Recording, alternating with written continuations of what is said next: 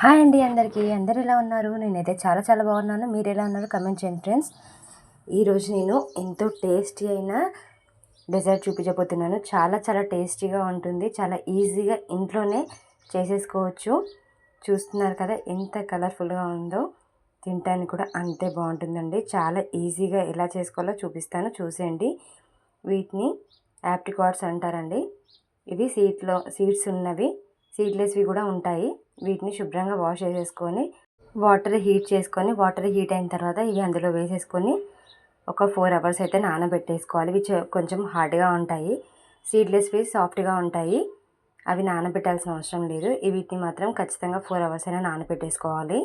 చూస్తున్నారు కదా ఎంత బాగా ఉబ్బాయో. చాలా సాఫ్ట్గా చాలా జ్యూసీగా ఉంటాయండి. ఇప్పుడు ఇందులో నుంచి సీడ్స్ అయితే మనం తీసేసుకోవాలి. ఎంత సాఫ్ట్గా ఉన్నాయో చూస్తున్నారు కదా. ఇందులో నుంచి గింజలు అయితే తీసుకొని పక్కకు పెట్టేసుకోవాలి. మనకి ఇవి కూడా యూజ్ అవుతాయి. నేను తర్వాత చెప్తాను, స్కిప్ చేయకుండా చూసేయండి. ఈ ఆప్రికాట్స్ అనేది చాలా టేస్టీగా ఉంటాయండి. మనకి సాఫ్ట్గా కూడా ఉంటాయి, గింజలేనివి కూడా ఉంటాయి. అవైనా యూజ్ చేసుకోవచ్చు, కానీ ఇవి గింజలు కూడా యూజ్ చేసుకోవచ్చు. దాంట్లో సీడ్స్ ఉండవు కాబట్టి అంత టేస్టీగా ఉండదు. ఇవన్నిటిని ఇలా తీసుకొని పక్కకు పెట్టేసుకోవాలి. తర్వాత ఈ వాటర్ అయితే అసలు పారిపోయద్దండి, ఖచ్చితంగా యూజ్ అవుతాయి. ఈ గింజలు కూడా మనకి యూజ్ అవుతాయి. నేను తర్వాత చెప్తాను, స్కిప్ చేయకుండా చూసేయండి. వీటిని పక్కకు పెట్టేసుకోవాలి. తర్వాత కాచి చల్లారపెట్టిన పాలు ఉన్నాయి. ఇలా ఒక బౌల్లోకి 1/2 కప్పు తీసేసుకోవాలి. తర్వాత అందులోకి 2 టేబుల్ స్పూన్ల కస్టర్డ్ పౌడర్ అయితే వేసేసుకోవాలి. ఉండలేమి లేకుండా చక్కగా కలిపేసుకోవాలి. మంచిగా కలిపేసుకోవాలి. ఇది వెనిలా ఫ్లేవర్ కస్టర్డ్ పౌడర్ అండి. ఇలా కలిపేసుకొని పక్కకు పెట్టేసుకోవాలి. తర్వాత స్టవ్ మీద ప్యాన్ పెట్టేసుకొని మనం ముందుగా తీసుకున్న గింజలు తీసేసుకున్న ఆప్రికాట్స్ ఉన్నాయి కదా, ఇవి అందులోకి వేసేసుకోవాలి. తర్వాత ఒక 3 టేబుల్ స్పూన్ల చక్కెర అయితే వేసేసుకోవాలి. వీటిని ఒకసారి కలిపేసుకోవాలి. చక్కెర కరిగిన కొద్దీ మనకి అవి ఇంకా సాఫ్ట్గా అయిపోతాయండి. ఆప్రికాట్స్ అనేది మనం ముందుగా వాటర్ తీసి పెట్టుకున్నాం కదా, అవి అస్సలు పారిపోయద్దు. నేను చెప్తాను, చూసేయండి. ఇలా ఇందులో నుంచి మొత్తం షుగర్ అంతా కరిగిపోయి వాటర్ వచ్చేస్తూ ఉంటాయి. అప్పుడు మనం తీసి పెట్టుకున్న వాటర్ ఉన్నాయి కదా, ఇందులో వేసేసుకోవాలి. ఫస్ట్ 1/2 కప్ అయితే వేసుకోవాలి. కొంచెం బాయిల్ అయిన తర్వాత మరో 1/2 కప్ అయితే వేసేసుకోవాలి. మొత్తం అంతా పడతాయి, పారిపోయద్దు.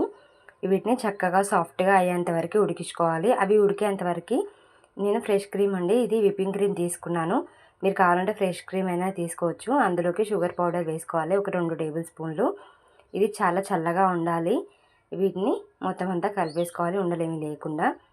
ఈ విప్పింగ్ క్రీమ్ అనేది చల్లగా ఉండాలి. మనం ఏ రెసిపీస్ అయినా చేసేటప్పుడు కూల్ ఐటమ్స్ అన్నిటినీ చల్లగా అయిన తర్వాత మాత్రమే యూజ్ చేసుకోవాలి. ఈ క్రీమ్ అనేది మొత్తం అంతా షుగర్ పౌడర్ అనేది కరిగేంత వరకు కలుపుకొని ఇది మళ్ళీ వెంటనే ఫ్రిడ్జ్లో అయితే పెట్టేసుకోవాలి. తర్వాత స్టవ్ మీద పాలు పెట్టేసుకోవాలి. 1/2 లీటర్ పాలండి, మసిలిపోయాయి. తర్వాత అందులోకి ఒక 2 టేబుల్ స్పూన్ల చక్కెర అయితే వేసుకున్నాను. తర్వాత పక్కన అయితే ఉడుకుతున్నాయి, చూసారా, కనిపిస్తుంది కదా. ఇవి బాయిల్ అయ్యేటప్పుడు మనం ముందుగా కస్టర్డ్ పౌడర్ పాలు కలిపేసుకున్నాం కదా, ఇందులోకి అయితే వేసేసుకోవాలి. ఉండలు కట్టకుండా సాఫ్ట్గా కలిపేసుకోవాలి. ఇది మంచిగా క్రీమీగా అవుతుంది. ఇది మంచిగా ఉడికించుకోవాలండి. కొంచెం దగ్గర పడి మంచిగా క్రీమీగా అయ్యేంత వరకు ఉడికించుకోవాలండి. ఒక పొంగు వస్తే సరిపోతుంది, మంచిగా వచ్చేస్తుంది తిక్కుగా. చూస్తున్నారు కదా, మీకు కలుపుతుంటేనే అర్థమవుతుంది కదా ఎంత క్రీమీగా వచ్చిందో. ఒక్కసారి పొంగు వచ్చిన తర్వాత స్టవ్ ఆఫ్ చేసేసుకోవడమే. మంచిగా చక్కగా ఉడికిపోతాయి. చూస్తుంటే అర్థమవుతుంది కదా ఎంత క్రీమీగా అయిందో. ఇలా అయిన తర్వాత పక్కకు పెట్టేసుకోవాలి. తర్వాత ఇవి చూసారా చక్కగా సాఫ్ట్గా అయిపోయింది. మిగిలిన వాటర్ కూడా వేసేసుకున్నాను. మీకు కావాలంటే ఇది మిక్సీ పట్టేసుకోవచ్చు, మెత్తగా అయిపోతుంది. అలా కాకుండా కొంచెం పలుకుగా కావాలనుకుంటే ఇలాగే ఉంచేసుకోవచ్చు. మనం కొంచెం ఉడికిన తర్వాత ఇలా గరిటెతో సాఫ్ట్గా చేసేసుకుంటే బాగుంటుంది. మిక్సీ పడితే ఏమంటే మొత్తం పేస్ట్ లాగా అయిపోతుంది. అప్పుడు మనకి ఆప్రికాట్ టేస్ట్ అనేది అంత బాగా తెలీదు. ఇలా ఉంటేనే మనకి టేస్ట్ అనేది బాగా తెలుస్తుంది. ఇలా ఉడికించుకొని పక్కకైతే పెట్టేసుకోవాలి. నేను చెప్పాను కదా ముందుగా ఆప్రికాట్లో ఉన్న సీడ్స్ ఉన్నాయని, దాంట్లో నుంచి ఇవి పలకొట్టి ఇలా తీసేసుకోవాలి. చిన్న బాదం లాగా వస్తుంది. ఆ లోపు మనకి కస్టర్డ్ కూడా చల్లగా అయిపోతుంది. ఇది బాగా థిక్గా పేస్ట్ లాగా కాకుండా ఇలా ఉంటే జెల్లీ లాగా ఉంటే బాగుంటుంది. ఆప్రికాట్ కూడా చల్లగా అయిపోయింది, చూసారా. ఇలా సాఫ్ట్గా కలిపేసుకొని పక్కకైతే పెట్టేసుకోవాలి. మనం ఏ రెసిపీస్ చేసినా కూడా పూర్తిగా చల్లారిన తర్వాత మాత్రమే చేయాలి. ఇలాంటి డెజర్ట్ చేసేటప్పుడు మాత్రం అస్సలు వేడివేడిగా చేయకూడదు. పూర్తిగా చల్లారిన తర్వాత కూల్ అయిన తర్వాత మాత్రమే చేసుకోవాలి. తర్వాత బ్రెడ్ పీసెస్ని ఇలా కట్ చేసి పెట్టేసుకోవాలి. ఇలా బాక్స్ తీసేసుకోవాలి. ఇందులో చేసుకుంటే బాగుంటుంది. ముందుగా మనం చేసుకున్న ఆప్రికాట్ పేస్ట్ ఉంది కదా, ఇందులోకి కింద లేయర్గా పెట్టేసుకోవాలి మొత్తం అంతా. నేను బ్రెడ్ పీసెస్ వేసాను కదా, దాని ప్లేస్లో మీకు కావాలంటే స్పాంజ్ వెనిలా ఫ్లేవర్ కేక్ ఉంటుంది కదా, దాన్నైనా యూస్ చేసుకోవచ్చు. అది కొంచెం హార్డ్గా ఉంటుంది, ఇది చాలా సాఫ్ట్గా ఉంటుంది, అయినా టేస్ట్ చాలా బాగుంటుంది.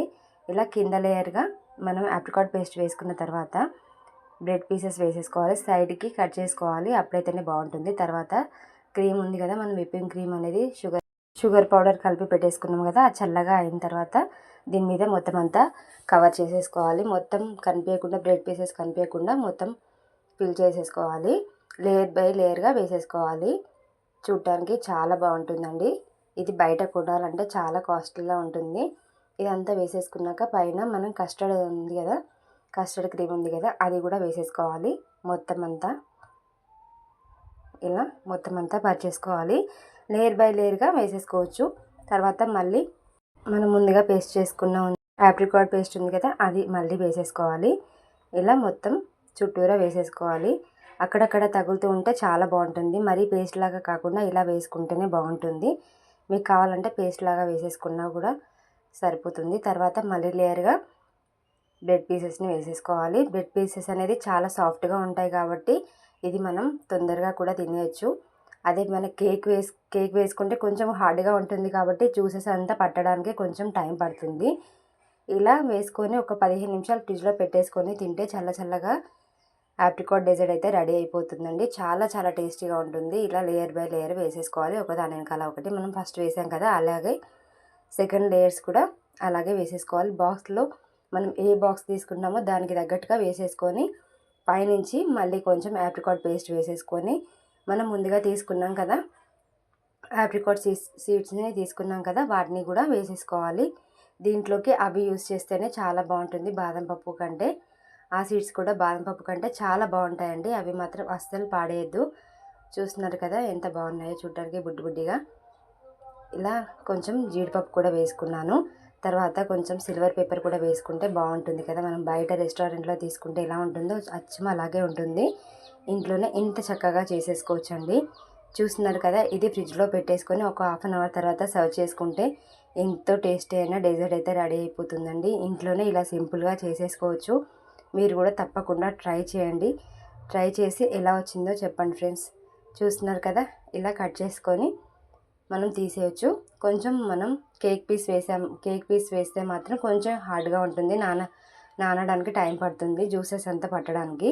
బ్రెడ్ అయితే చాలా తొందరగా అయిపోతుందండి, మనకి ఫాస్ట్గా తినేయచ్చు డెజర్ట్ అనేది. మీకు కనుక ఈ వీడియో నచ్చితే లైక్ చేయండి friends. Thanks for watching. Bye bye.